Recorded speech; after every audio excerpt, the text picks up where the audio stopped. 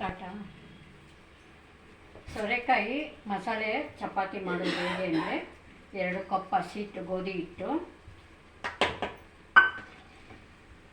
ಸೋರೆಕಾಯಿ ತುರಿದಿಟ್ಕೊಳ್ಳೋದು, ಕೊತ್ತಂಬರಿ, ಕರಿಬೇವು, ಹಿಂಗು, ಅರಿಶಿನ ಪುಡಿ, ಪೆಪ್ಪರ್ ಪುಡಿ ಸ್ವಲ್ಪ, ಬರೆ ಖಾರದ ಪುಡಿ ಸ್ವಲ್ಪ, ಸಾಲ್ಟು ರುಚಿಗೆ ತಕ್ಕಷ್ಟು ಹಾಕ್ಕೊಳ್ಳೋದು.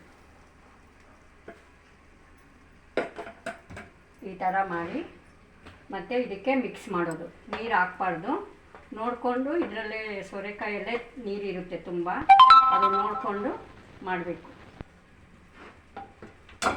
ಈ ಥರ ಚೆನ್ನಾಗಿ ಮಿಕ್ಸ್ ಮಾಡ್ಕೊಳ್ಳೋದು. ಚಪಾತಿ ಥರ ಕಲಿಸ್ಕೋಬೇಕು ಹಸಿಟ್ಟನ್ನ.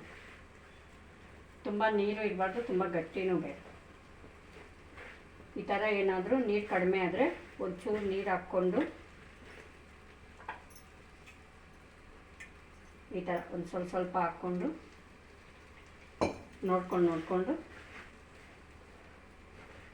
ಆ ಪದ ಹಿಟ್ಟು ಕಲಿಸ್ಕೋಬೇಕು. ಹಿಟ್ಟು ಪದ ಬರೋವರೆಗೂ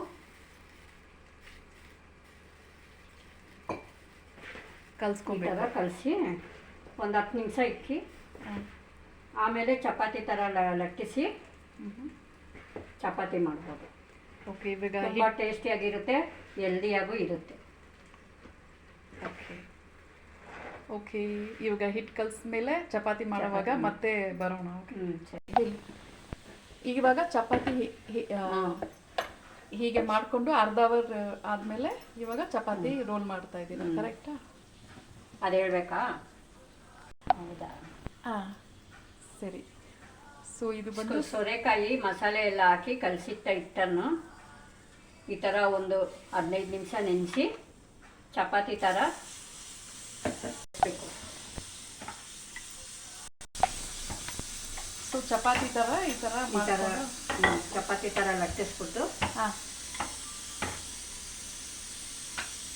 ಸೇಮ್ ಚಪಾತಿನೇ, ಬಟ್ ಇದರಲ್ಲಿ ಕೊತ್ತಂಬರಿ, ಹಾಂ, ಮಸಾಲೆ ಚಪಾತಿ, ಸೋರೆಕಾಯಿ, ಕೊತ್ತಂಬರಿ, ಕರಿಬೇವು, ಸ್ವಲ್ಪ ಅರಿಶಿನ ಪುಡಿ, ಸ್ವಲ್ಪ ಜೀರಾ ಪೌಡ್ರು